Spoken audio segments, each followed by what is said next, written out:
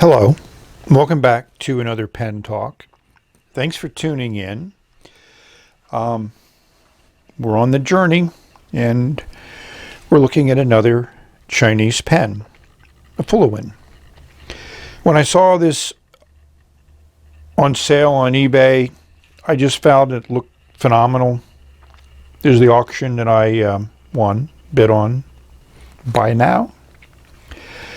Comes in other colors, but I was in a green mood and my green crab hasn't had much of a workout lately, so I figured this would be a good pen for the crab to hold up and let it rotate so you can see it. It is an excellent resin. I just enjoy it. So we're going to let the crab come around and give you a wink, and then we're going to dive into this pen and look at it in more detail. It certainly has a lot of interesting design elements and engineering features. The first thing that impresses you about this pen is it's a fairly interesting design. Unique, I would definitely say. You got nice, flat, shiny finials at both ends. You get that little spoon with a pearl in it for a clip. Sturdy clip, a lot of space there, so once you get it over a material, it's going to sit fairly well. Then you have this little cylinder of resin above the cap. A nice cap ring there with Fuliwen on one side and 2037 on the other, so it's easy to identify what this pen is. And the resin is impressive. I don't think I've ever seen this resin on another pen. And as I mentioned, it comes in a number of different colors. The pricing varies. Some of the pricing can be quite expensive for this pen. It's a pull-off cap, and we see the first piece that I think kind of doesn't at least fit with my taste is we have a metal section, and it's a relatively small metal section. And we have a number 5 nib. It's just a generic nib, which Bobby may have put in this. Bobby's the seller I bought it from. You know, standard plastic feet on the other side. I mean, it fits okay in the hand. And you would think, based on that design, that it would post well, but needless to say, it doesn't post at all. I mean, it'll stay there, but, you know, as long as you hold it vertical, because it doesn't, you know, doesn't click into place or do anything like that, which is a shame because that design looks like it should post very well and deeply, but it doesn't. We'll explore the inside of the cap and we'll see maybe a reason for that.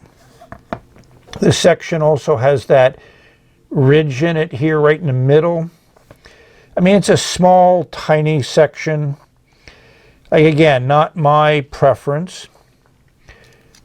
This unscrews. The threads are nice. No O-rings there. Just a standard low-end converter. You got a little bit of a plastic ball in there, which to me, when you first fill it, you can't put the piston all the way down to the bottom, so you got to pull up, pull down. You know, I always do 3 fills when I fill it.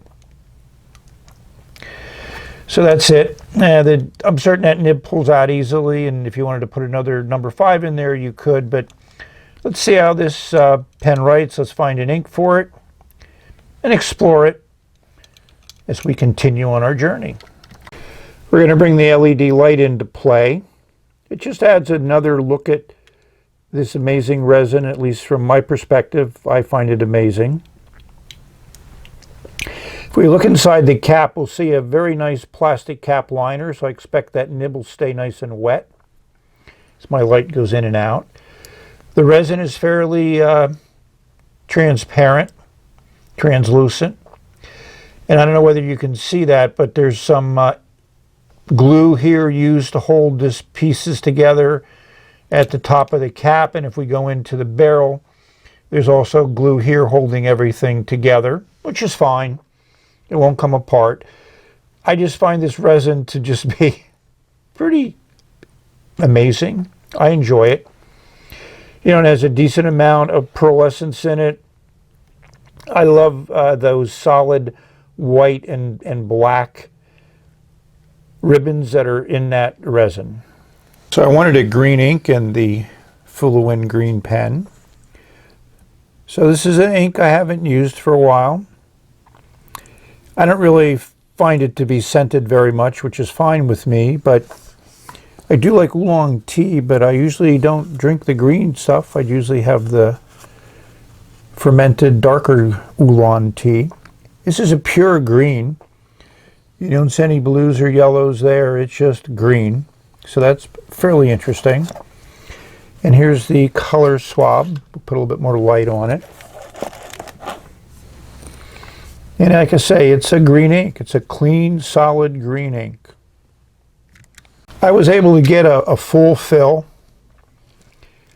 You know, I cheated a little bit. I held it this way and brought the piston up and forced out air. One nice thing about a chrome section like this is the ink just comes right off of it, flows off very well. The other thing I like about the engineering is there's metal on metal threads there. So this pen has been made very, very well and made to last. So I'm happy with it. And in those threads, as you can see, it spins on very easily. The cap snaps in place. And it, you know, it feels pretty good, but if you turn it, you can unscrew it easily. So you have to know that it's a pull-off cap, and it pulls off with a nice snap. Too bad it doesn't post. So the length of the pen is fine in the hand. As I mentioned, that section is very small. We'll give you those dimensions. This pen feels light in my hand. It is weighted towards the nib, which is nice, but it just doesn't feel as good in the hand as I would like, and I'd like us to be able to post it because I think that would add weight to it. We'll give you those weights of the pen.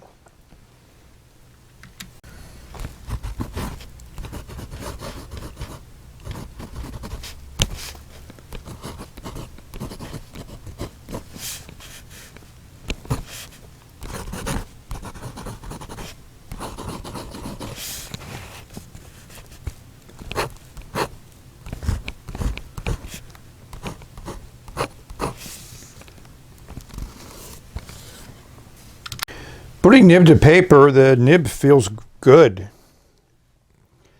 It's definitely a medium.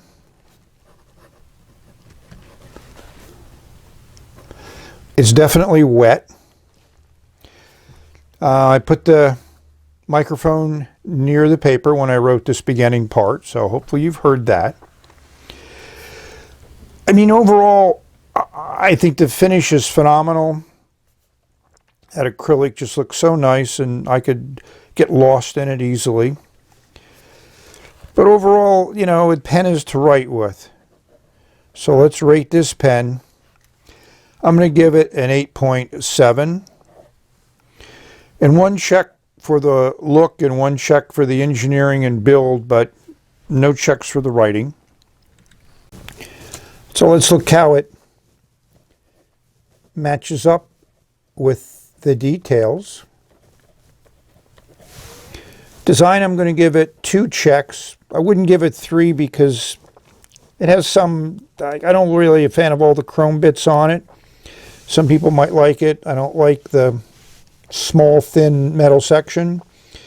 Engineering wise, I'm going to give it 3 checks because it's well designed. It's made to last, even though the design may not be my favorite. And build, I'm going to give it 2 checks. I would give it 3, but, you know, you can see that glue, of course, when you use the LED light. But, you know, now we're going to give it 3 checks for build. Writing, I'm going to give it 2 checks. Look, I'm going to give it 2.5. Can't give it 3 because of that chromy bits, but I have to admit that it is a good looking pen. And value, we're also going to give it 2.5 checks. So in summary, I like the pen, but I don't like it as much as I would like to like it. You know, that section just isn't my cup of tea. That number 5 nib is okay. The resin is phenomenal. So the resin alone might encourage some people to buy the pen. If they like small metal sections, then that would be nice. So overall, I'm happy to have gotten the pen because I enjoy it. I think the price is good. You know, for that price, a pen that looks this good is not generally one that you're going to find. And also made this well, put together well. So we're going to say thank you for watching. You notice how that started up right away.